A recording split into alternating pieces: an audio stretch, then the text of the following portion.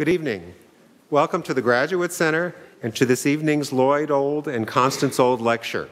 I'm David Olin, Interim Associate Provost and Dean for Academic Affairs here at the Graduate Center, and I hasten to add, a member of the music faculty. The Graduate Center is the principal doctorate-granting institution of the City University of New York, offering more than 30 doctoral degrees from anthropology to urban education and housing more than 30 research centers. We are a community of 7,000 students, scholars, and researchers dedicated to the idea that learning is a public good. We're also a prominent platform for public performance, discussion, and debate. The Graduate Center is fortunate to have a distinguished music program as well as the highly regarded Barry Brooks Center for Music Research and Documentation. One of our great strengths has been in the study, creation, and performance of 20th and 21st century music. This series on music in 21st century society highlights something very dear to us, and we're grateful to Constance Old and her late brother Lloyd for their commitment to this vibrant series. It's now my pleasure to turn the program over to Barbara McKenzie, the able and tireless director of the Barry Brooks Center, to introduce this evening's program.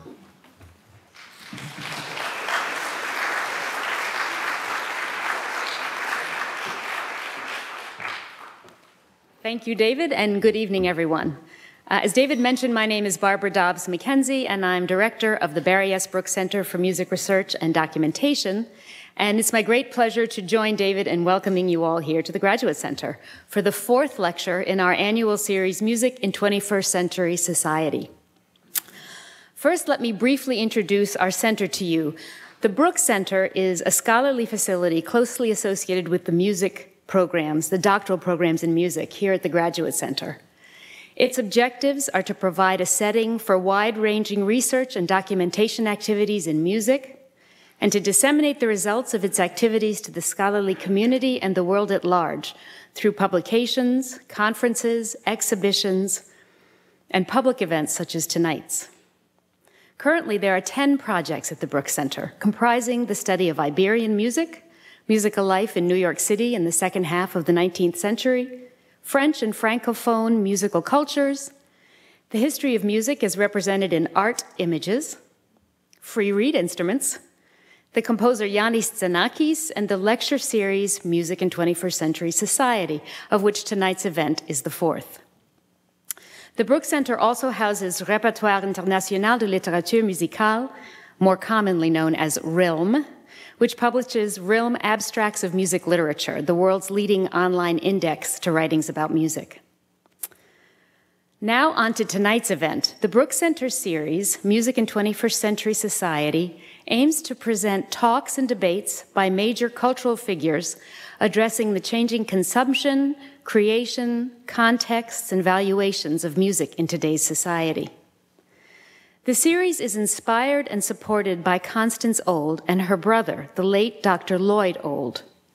For years, the Olds shared a passion and curiosity about the role of music in contemporary society, and this series is an outgrowth of that interest. Sadly, Dr. Old died in 2011, a few months before the series was inaugurated in April 2012 by the late, great Charles Rosen. But his sister, Constance Old, has steadfastly carried on the series since then. The second lecture took place in the spring of 2013 with the eminent music writer and critic Paul Griffiths. And last fall, the incomparable Philip Glass appeared on this stage in conversation with another remarkable musician, Claire Chase. For tonight's event, the fourth in our series, we're very honored to have David Harrington, founder of the world-renowned Kronos Quartet, in conversation with the host and managing editor of NPR's On the Media, Brooke Gladstone. I would like to thank our wonderful donor, Constance Old, who's here tonight and who makes this series possible. Please join me in thanking her for bringing this evening to all of us.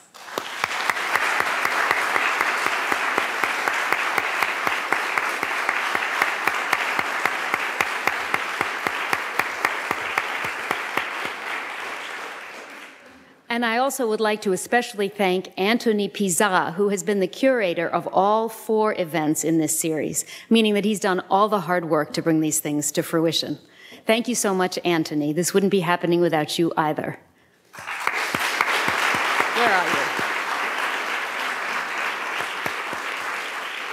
He may be running around backstage trying to get organized for us. And finally, we're very grateful for the help and support of Public Programs Office and the excellent music department here at the Graduate Center, our partners in bringing this evening to you. Let me outline the way the evening will proceed, and then I'd like to introduce the evening's speakers. David Harrington, the founder of the Kronos Quartet, will talk to us tonight about how postmodern eclecticism changed the string quartet in a conversational format with NPR's Brooke Gladstone.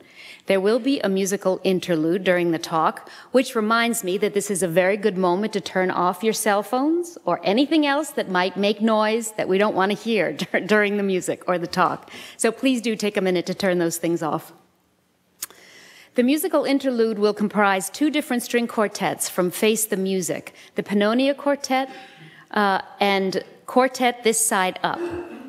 And they'll play a couple of pieces for us. We'll hear a piece commissioned by the Kronos Quartet called Pannonia Boundless by the wonderful contemporary composer Aleksandra Vrebalov, who's here with us tonight also. And we will hear three movements from Paris Lavidis String Quartet No. 2. And he will also be the first violinist in that performance, the composer will be. Finally, Brooke Gladstone will moderate a question and answer session with the audience. So now it's my great pleasure to introduce our esteemed speakers this evening. Brooke Gladstone is, of course, very well known as a journalist. She's currently the host and managing editor of the award-winning NPR news magazine On the Media. An expert on trends in the press, Ms. Gladstone has contributed many articles to national newspapers, magazine, blogs, and much more, including the Washington Post, the Boston Globe, the Observer, and Slate. She's appeared on TV in such shows as PBS's Bill Moyer's Journal and the Colbert Report, and is the recipient of 2 Peabody Awards, a National Press Club Award, an Overseas Press Club Award, and many others. In addition to her wide-ranging journalism, she's also very engaged with and knowledgeable about music, having written a number of record reviews, liner notes, including for recordings of the Kronos Quartet, and appeared in talks such as tonight's. We are indeed fortunate and thrilled to have her here at the Graduate Center this evening. And now our guest of honor, violinist David Harrington founded the world-renowned Kronos Quartet in 1973. It is not overstating the case to say that the Kronos Quartet has had a huge impact on music in our society, including on the core repertoire of the string quartet and on our conception of what a so-called classical concert is, in part by including all kinds of music in their concerts, from pop to world music, from early music to jazz, from tango to the avant-garde, from medieval Armenian lamentations to contemporary Icelandic indie rock, and much more. The Kronos, which was founded and has been shaped by David Harrington through these decades, are dedicated to commissioning new works and collaborating with contemporary artists. He and his players have, in fact, introduced over 600 new works to the repertoire.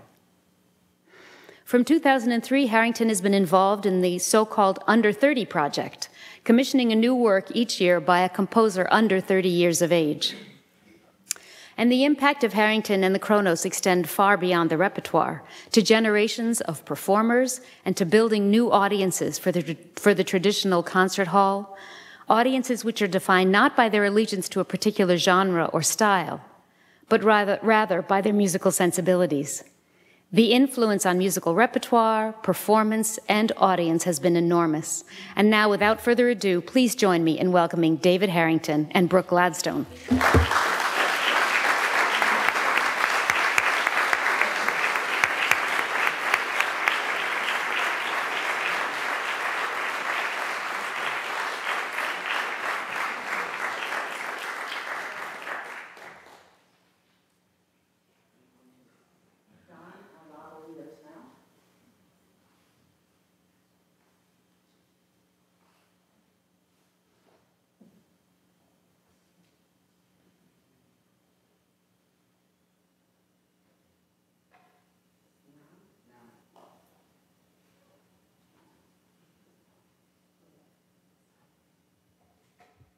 Hello. Can you hear us okay? Are we too loud? One. Okay. David, say something. 11111. Okay. So, I've known David for a long time, but it is really an interesting experience to have a long conversation with him in front of a lot of people. And I think I'm going to find out a lot of things that I never knew before. So here's a question that I should have asked you years ago. You once said that your whole interest in music started with a single chord. Now, you started playing when you were 9 years old? So what was the chord? The chord I'm talking about, my interest in the string quartet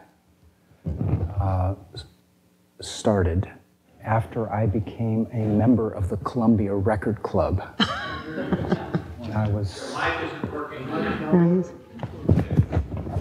Columbia Record Club. How's that? Let me move it a little higher up. All right. Okay. How's that? 1, 2, 3. All right. You know what? I'm just going to hold it. Okay. All right. So, in 1961, I was reading a biography of Beethoven. And I got to the place where the biography was dealing with the late quartets. Well, I'd never heard a late quartet. And right at that time, Columbia Records released the Budapest Quartet, performing all of the Beethovens. And if you sent in a penny, you got to choose 5 records. And I sent a Really? penny, yes. Yeah, and then your parents are stuck for all the records. It was a pretty good marketing thing, actually. But one of the choices was a late quartet. And so I, among several other recordings, I chose the late quartet, Opus 127 of Beethoven. And so a couple weeks later, it arrived. And in addition to hearing Isaac Stern do this and Bernstein do this, I heard the Budapest Quartet play Opus 127. And that opening chord has remained this incredibly powerful force in my life ever since. And I'm probably doing exactly the same thing today that I did in 1961. What I did is I went down to the public library and I checked out the score and the parts to the Beethoven and called up some friends, and we got together in a practice room at the University of Washington, and I remember giving the cue for the opening chord, and for about 1/10 of a second, it sounded like the record. And yeah, but David, what doesn't make sense there is... But wait, there's more. Ever since then, I've believed in those 10ths of seconds and those moments in music that can actually totally change your perspective, change your knowledge of things, can open new vistas, new doors, new windows. It's happened to me. How old were you? 12. So what was a 12-year-old reading a biography of Beethoven for anyway? Well, my grandmother had given me there were these 2 volumes called, it was like Lives of the Great Composers. I don't know if you remember those. I can't remember the author. David Ewan was one of the authors, and there was another author. And I used to go to sleep reading these. I don't know, I just found them interesting. And especially guys like Schubert and Mozart and Wagner, and I just was interested. And then there was the biography of Beethoven. I mean, yeah, it's a good story. But here, so now you've set up the situation where a young man, a boy might understand that there's transcendence in these brief moments. But certainly you did not devote your life to the canon, the very people you were reading about. You went in a completely different direction, and having known you for so long, I know that though you are very soft-spoken and slow to anger, you have sinews of steel. I just wonder how you had the idea, much less the temerity, to essentially step away from the canon and from the tuxedos that dress up the whole string quartet experience. Well, here's what happened. So, for the first several years after playing that chord for the first time, I just got addicted, really, to playing music of Beethoven and Haydn and Mozart and Schubert. And then I think I was 14, and I remember looking at a globe and just thinking to myself, all of the quartet music that I've ever heard or ever played was written by 4 guys that lived in the same city. Yeah. That lived in the same city. This microphone is... yeah, that's just it. It's this part right there. That part, okay. There we are. How's that? Okay. And that seemed absurd. Really weird. And I just decided that it was time to learn what music from other cities sounded like. And when was that? Age 14. And by the time I was 16, I'd met a composer. And we were at his home playing his music. Someone we would know? You might know him. His name is Ken Benshoff. Mm-hmm. He's now 81. And many years later, he wrote the very first piece for Kronos. And if you're interested in hearing it, it's on our 25th anniversary box set. It's called Traveling Music. And over the years, Ken has written, I think, 7 or 8 pieces for us. Mm-hmm. But so you heard a contemporary composer. Yeah, and when I was about 15, I was hearing music of Bartók, and I was hearing... I went to a high school that was right by a record store, and that was cool, because, you could cut gym class and English class, and what else did I cut? Geometry. That was a big one. That was a big one. And in those days, they had listening booths, and they let you open up the LPs. Really? Yeah. You could break the shrink wrap. Yeah, and that's where I heard Edgard Varese and Thelonious Monk for the first time, and Charles Ives. And so the vocabulary just got larger and larger when I was in early years of high school. So, what was the state of contemporary classical music when you began Kronos? That's really hard to add. I can put it this way.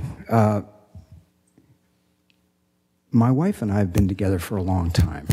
And on our very first date, we shared records. Okay, she gave me 2 of her favorite records, and I gave her 1 of my favorite records.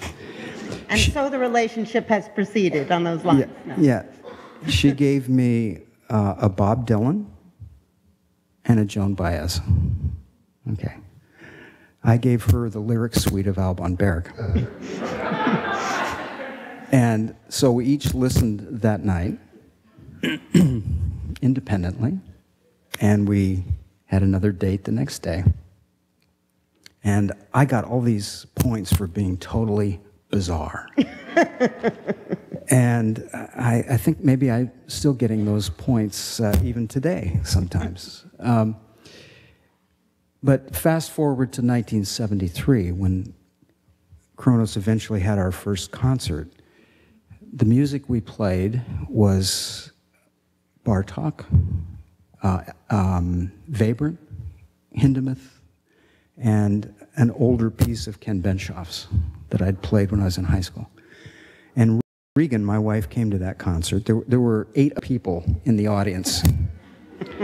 5 of them were my family members. And after the concert, we were talking about things, and she said, "How come there were no women composers?" Huh. She had never been to a string quartet concert before, and she grew up hearing Joan Baez, and just think it was bizarre for her. Okay, so the state of music that I knew about at that point, I didn't know a woman composer, okay? There was no African music that I knew of for string quartet. There was no Asian music that I knew of. There were these vast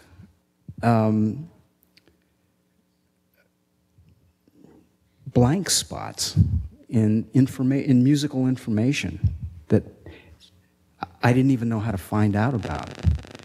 And so from the very earliest days of Kronos, I've spent my life trying to learn more about what is out there and trying to find people that might be able to contribute new imagery, new words to the vocabulary, new sounds, yeah. Well, you famously said, and I've quoted it a lot, that it's not about being beautiful or ugly, the sound of the music. It's about kicking ass and telling the whole story. And I guess that's what you mean about those great blank spaces of information that you wanted to fill in, and you have from every single continent. And you have about every single mood. And there doesn't seem to be, at least that I can think of, any area, whether it's Jimi Hendrix or it's Bollywood or it's Tuvan throat singing, that you haven't explored in one way or another, in a profoundly respectful way, but also in a way that transforms it, because it is a collaboration. And I wonder sometimes, do you sit at night, when you're sleepless, do you think, there must be some Antarctic music that I just have to get to? Well, there's all kinds of sounds going on within the ocean. And one thing I've discovered is we can... There is so much to learn, and there's so many things. I could live to be 500 years old, and there would not be a lack of new things that could be done in this medium. So while I think the early history of the string quartet gave us this amazing foundation. I mean, if you think what Haydn, Mozart, Beethoven, and Schubert gave to the string quartet in about 77 years, maybe 78 years, 1750 to 1828 when Schubert died. It's one of the most amazing artistic foundations that any art form has. It's truly amazing. And what I've hoped to do is to use the power of that foundation and the emotional scope that so much of that early music has, and extend it. And of course, composers have been inspired by that foundation. I mean, shortly after that, then there was Schumann, and there was Brahms and Mendelssohn, and there was Debussy and Ravel and Bartók, and Webern and Berg and Schoenberg, and later there was Terry Riley and Morton Feldman and Steve Reich, and One of my favorite albums of yours is called Early Music, and it's a sort of seamless interweaving of ancient music, or early music, and contemporary music in which you hear the relationships profoundly, and they play off each other. It's one of many amazing records you've done. How has it changed? It strikes me that initially the emphasis was on contemporary music, people working right now who never had an opportunity to play. How many pieces have you commissioned over the years? 870 some. 870. There are some composers, many composers, I would imagine, who would never have ever been heard but for Kronos Quartet. And there are others who had a brief moment and disappeared until you found them again, something they will readily and gratefully concede. Do you feel like it's your job to ensure that the voices of contemporary composers are heard? I was thinking about that today. What is a musician's job? And I think our first job is to be kind of inhabit as fully as we can the realm of notes. And to me, a musical note, is like an opportunity.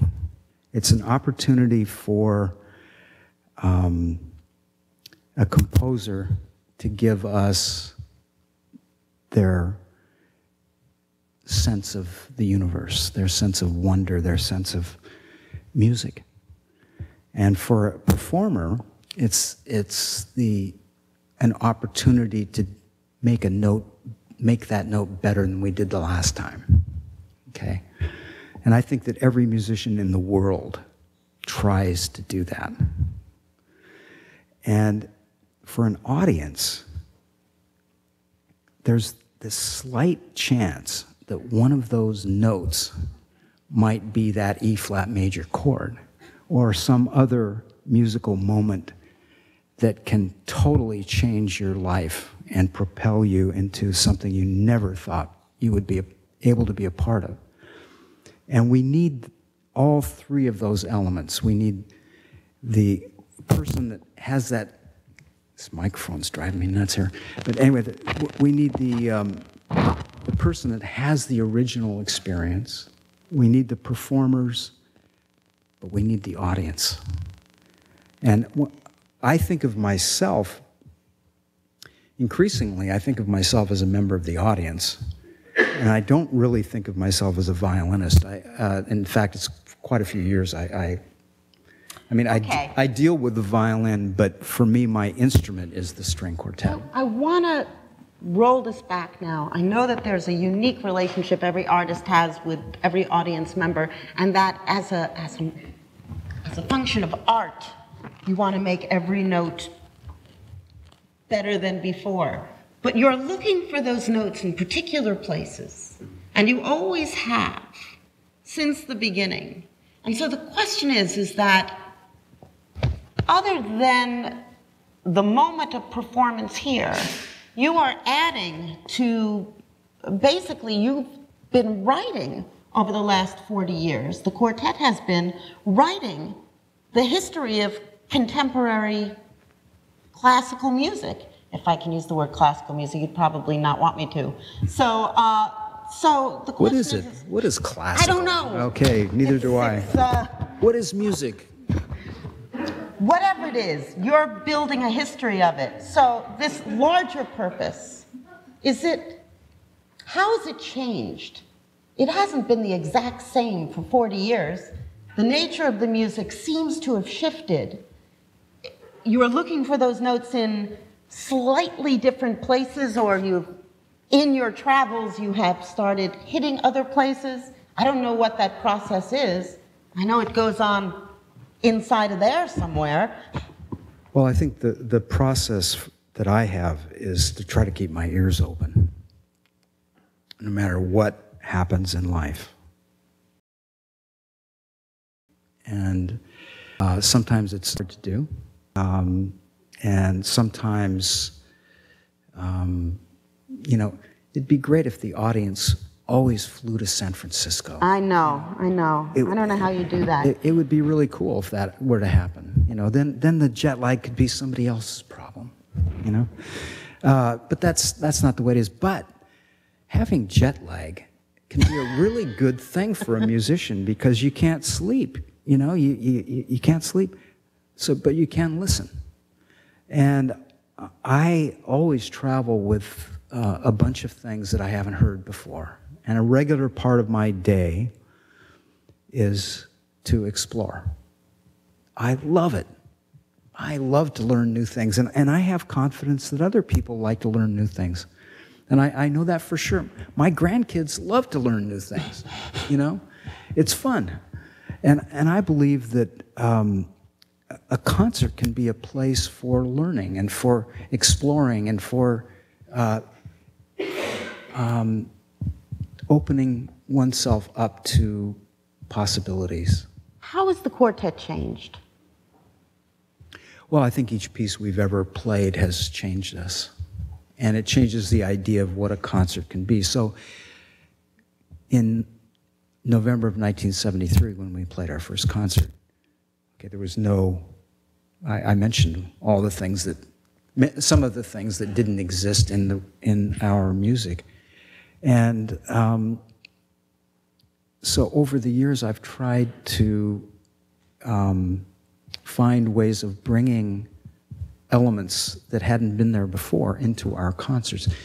And every once in a while, there's a piece that gets written that changes what's available to us and what Give me an example. Well, I guess I should say that in summer of 1973 is when I first heard Black Angels on the radio. Right at that point. That's a piece by George Crumb that was inspired in part by the Vietnam War. I think he said that there were all sorts of crazy things in the air, and it made its way. They found their way into the music. Yes. Which had all sorts of crazy things in it as well. Well, they're not that. They're not that yeah. crazy. Not in retrospect. Right. And what he actually said, just to be really precise, he said there were strange things in the air. Terrifying things. And you know, I was talking to somebody last night about this, about how some musicians, not very many, but some, almost seem like they have antennae that are aware of even the future. I mean, imagine somebody like Mahler, somebody like Bartók. Every once in a while, there's somebody that exists that just perceives things in a really special way. And Black Angels? For me, Black Angels totally changed my life because all of a sudden I had a song. I got, as a late teenager, early 20s, you have to remember that's when the American war in Vietnam was going on. There was the draft issue. It's like what to do with one's life. There was all these issues.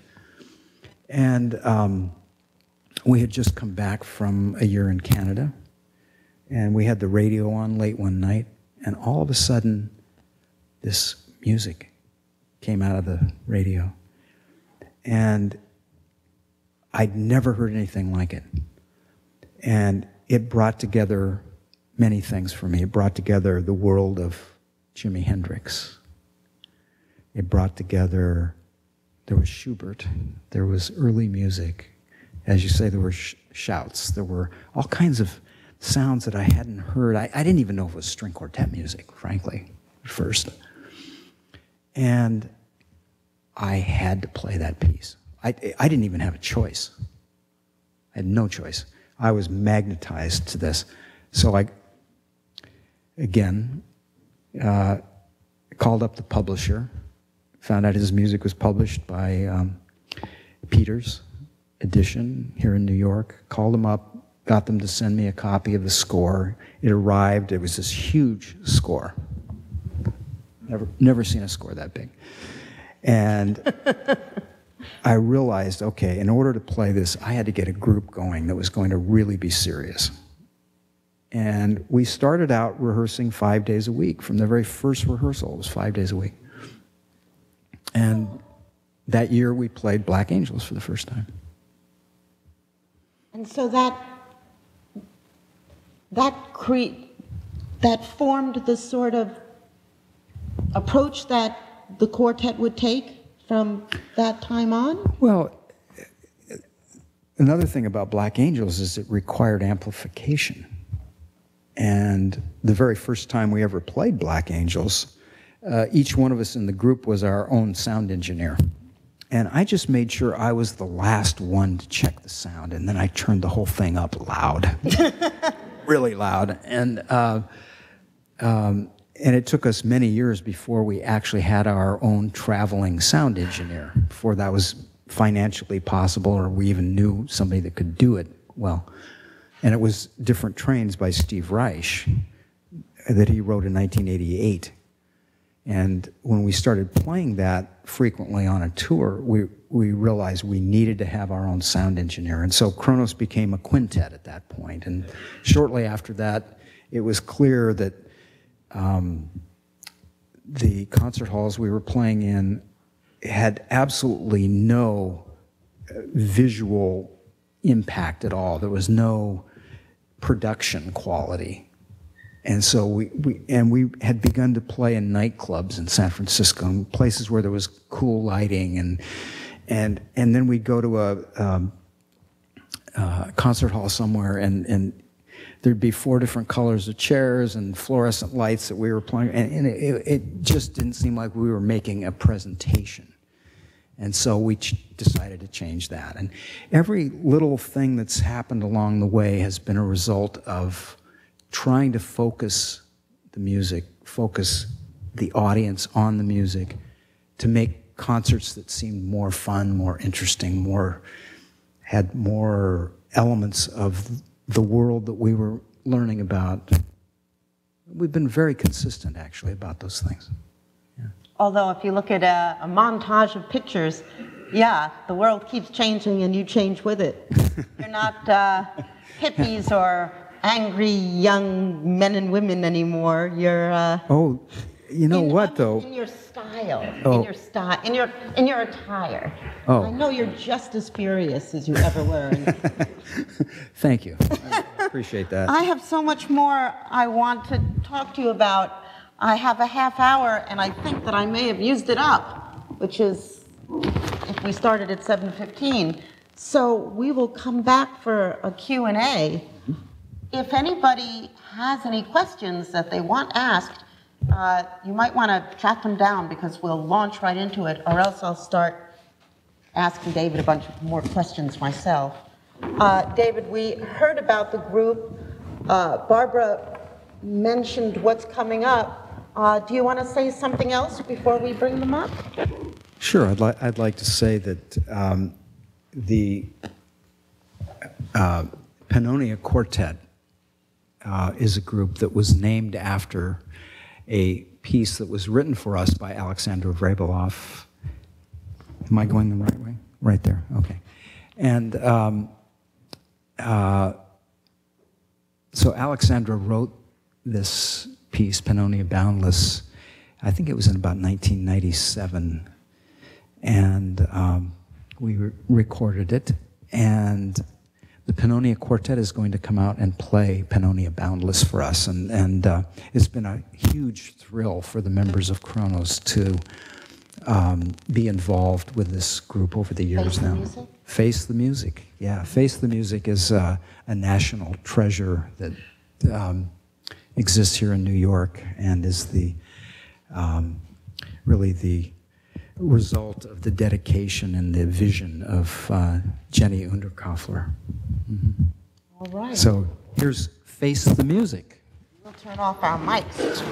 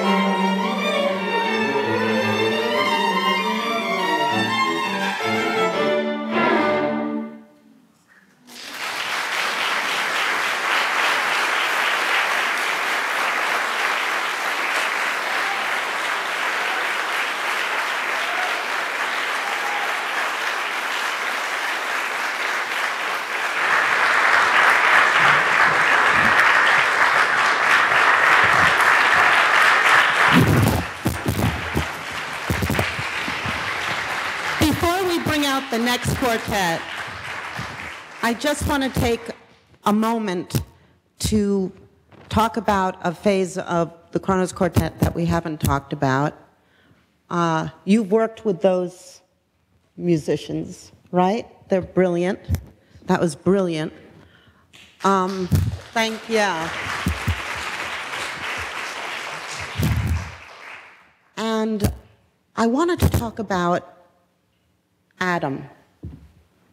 And because I know there was a time in your life when you thought the quartet would run its course and you'd shut it down. And you don't feel that way anymore. Yeah. Well, in April of 1995 is when my son died. And for the longest time, there simply wasn't any music inside. There was silence. And eventually, I was able to play a concert, and that was a very weird concert because it's almost like the notes were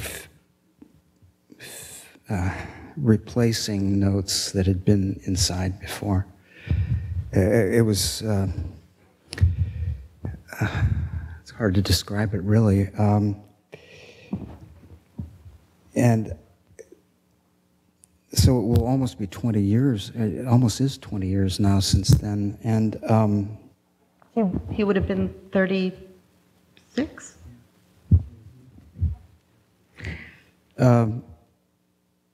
So a lot of things have happened since then. One is that the community of musicians helped my family so much. Really, not only the members of the quartet, but our staff and composers and performers from all over the world and friends, of course. And I think that certain events totally change everything, and that happened. And eventually, it became clear to me that the work that I should do, that I had to do, not only had to do with attempting to be certain that this art form was vital, but that also there might be a way to move things in direction of working with the next generations of players. You've thrown yourself, I don't even know how you had anything left to throw, frankly, given the schedule that you have and the, it seems like 24/7 listening you do, but you managed to eke out so much training time.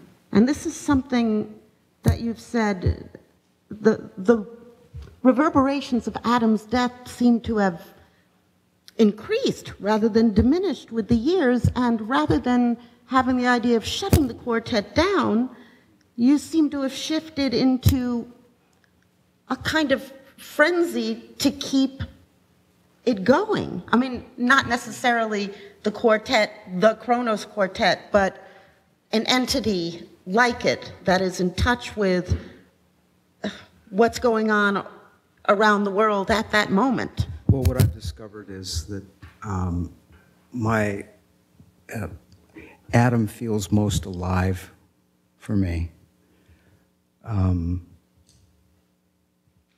when I'm discovering new things, when I'm working with kids, when I'm exploring music that I've never been a part of that might be useful to members of my family, to our audience, to other players.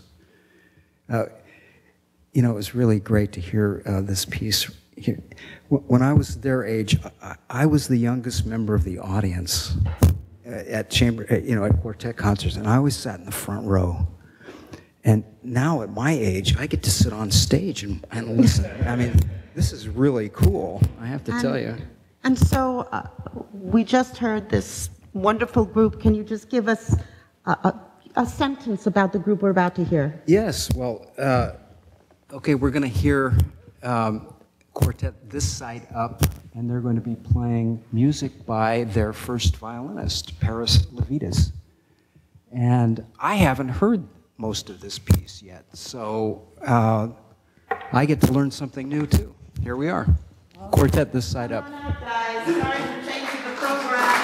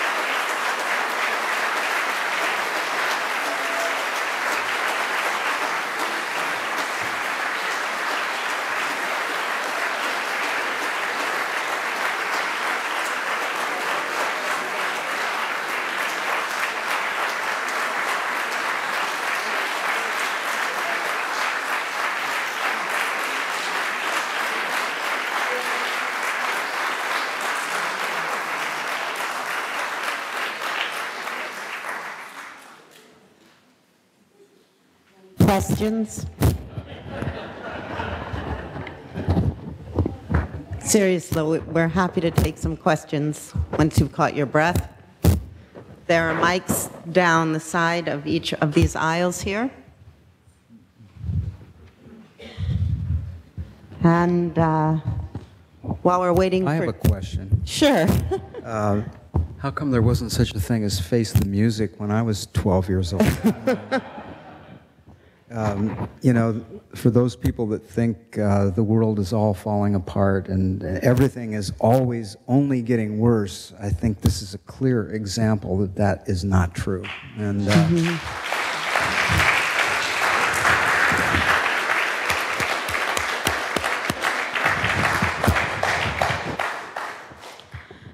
Now, this is not a commercial announcement, but you have created an organization to train, to expose kids to this kind of music, to show them how to play it, how to recognize it.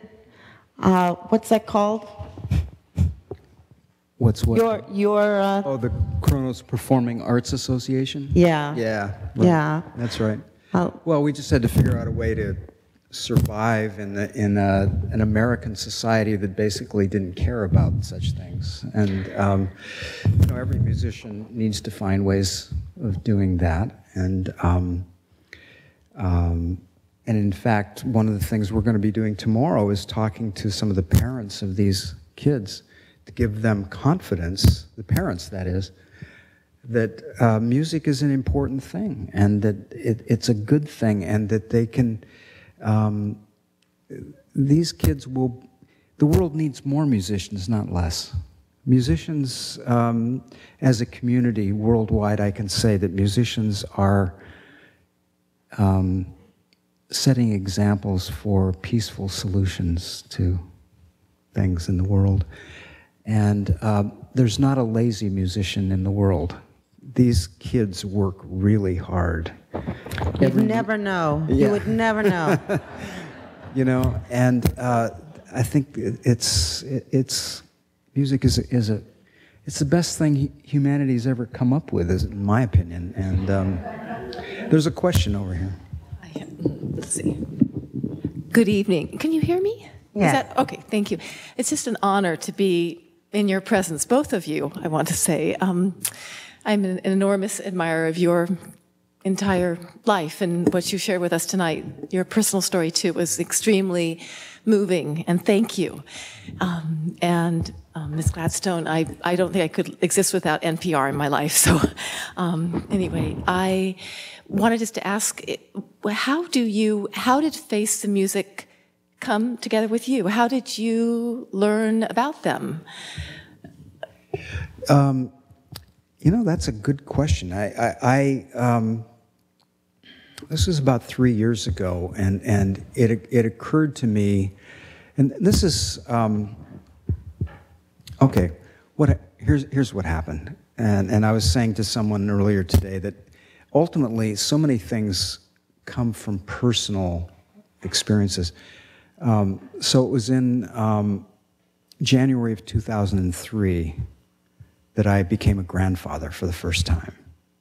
And that was absolutely a miraculous moment. And a lot of young musicians have asked me whether they should be parents, should have kids. And I've always said to every one of them, I said, I can't answer that question for you. I said, but after January of 2003, what I've been able to say is that everybody in the world ought to be a grandparent. So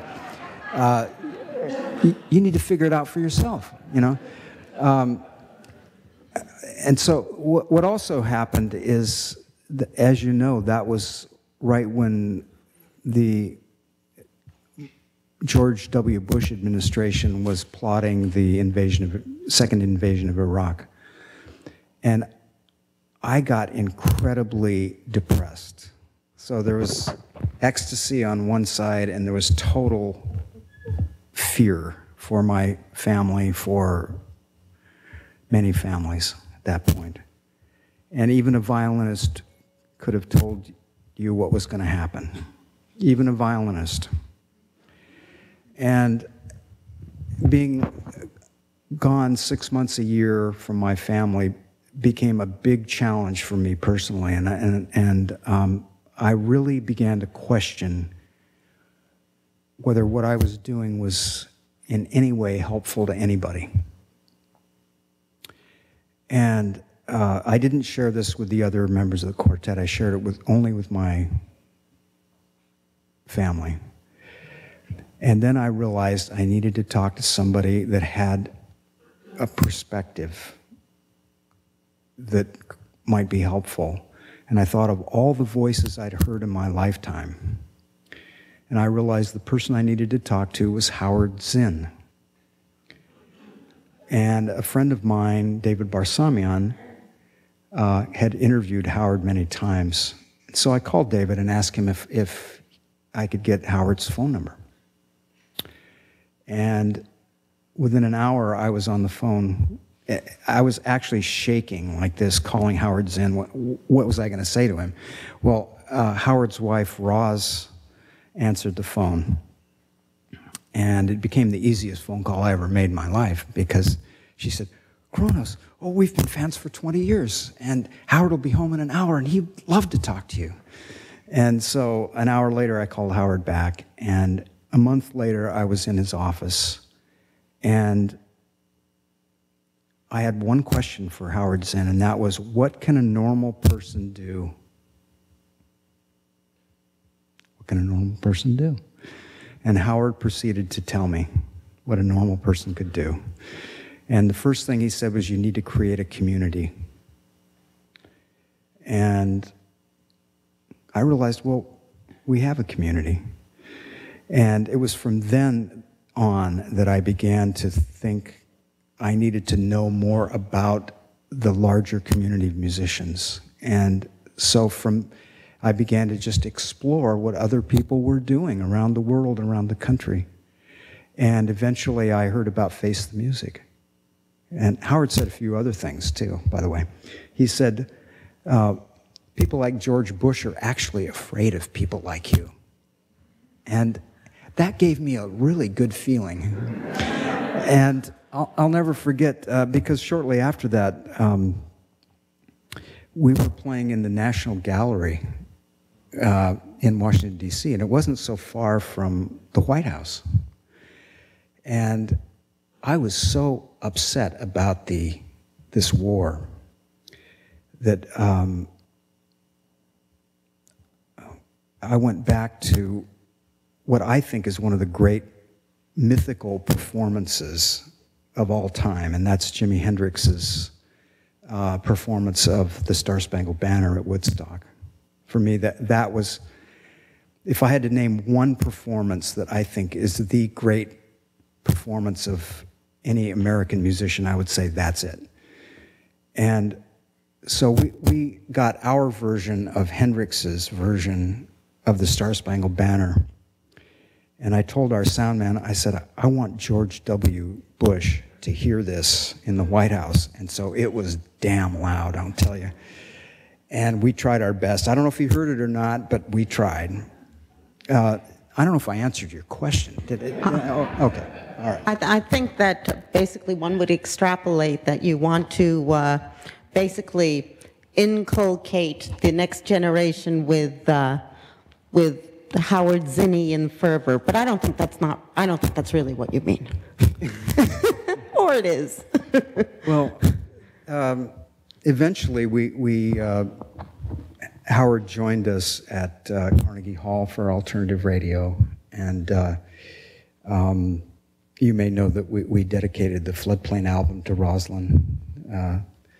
And the last time I ever saw Howard, I was able to hand him that album, and what a beautiful relationship we had with him. Really beautiful, and kept you in the world of music. So, well, you know what? Your husband Fred gave me many years earlier. Gave me I.F. Stone's phone number, and I had it in my wallet for years, and I did not call I.F. Stone. I did not. By the time I got the courage to do it, he was ill, and I decided I'm not making that mistake again. That's one thing musicians do. They learn from their mistakes, you know? We have to. We'd get booed off the stage if we didn't. And so I did learn that lesson, and I called Howard as soon as I got his phone number. Any other questions for David?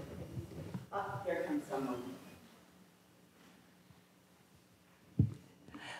We hear a lot about how particularly chamber music audiences are getting older and nobody is coming, and the future of the field is very bleak. And I'm wondering, what is your experience as you travel all around the world with the audiences that you attract, And do you have any advice for presenters to bring new and younger audiences into their halls? Well, my experience is that our audience is getting younger and younger. And as I'm getting older and older, that's really cool. And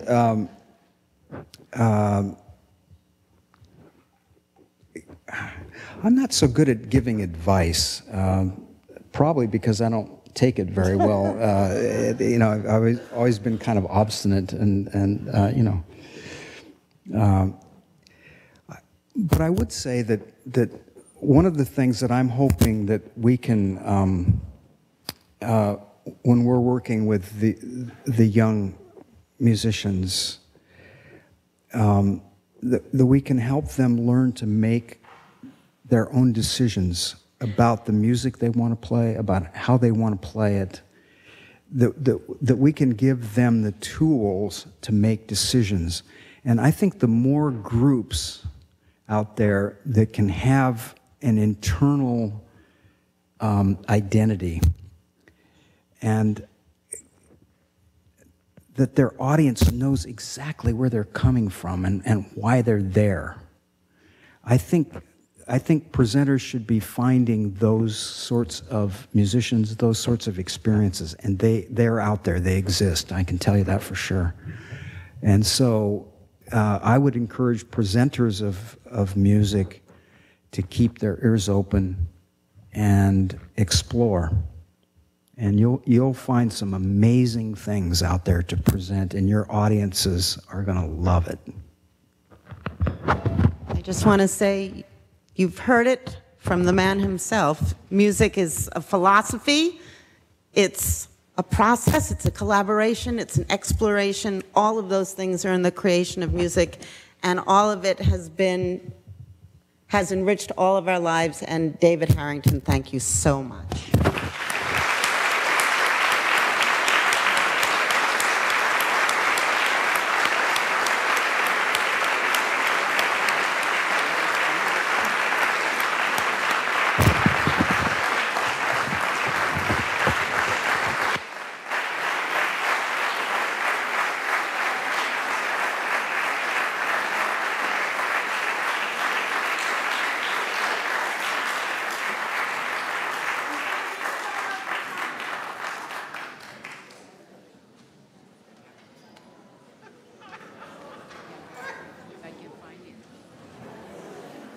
I handed it to this gentleman. You talking about the little plastic thing? Oh, yes. I handed it to this gentleman right here.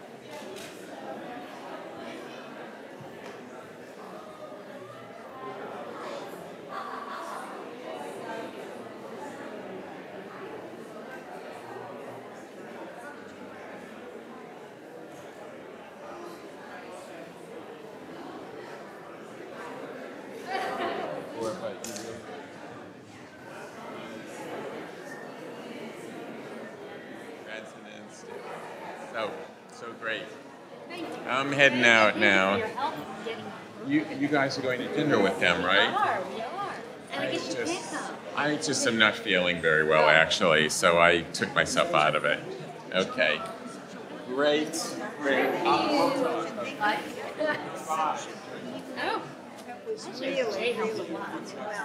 Fantastic. thank you very much. So nice to meet you. Great question, by the way. And you knew it would be great.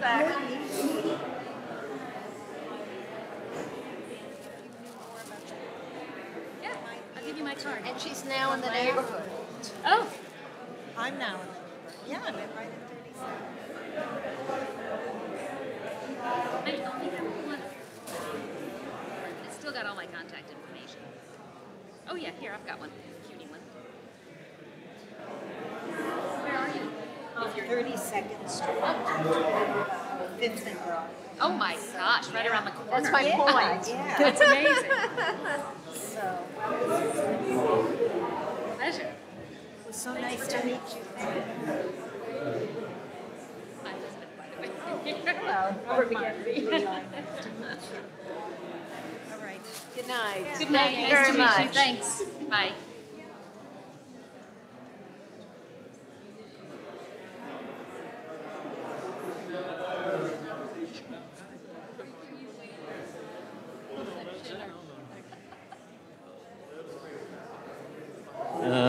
I've never met him.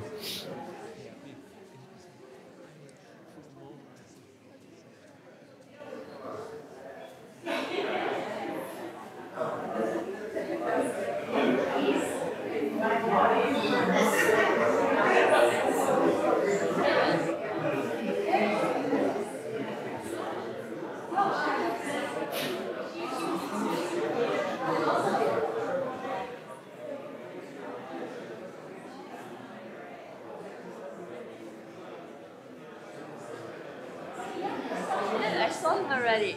Is he going to come tomorrow?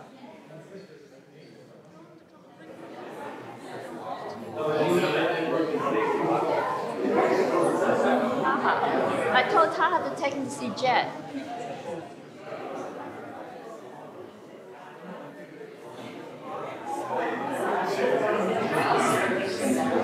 You can Jet sort of push him along, like go see Taha. Yes. Jet. Because he's too busy. Oh yes. Bye, we're leaving.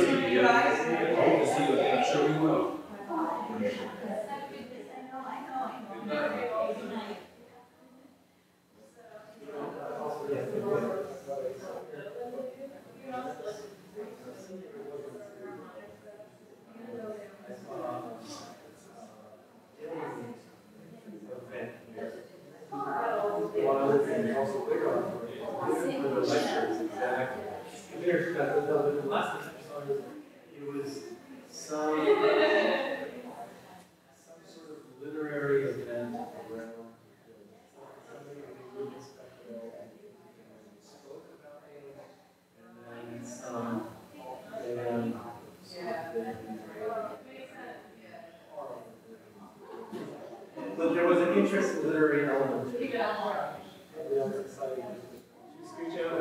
all kind of together.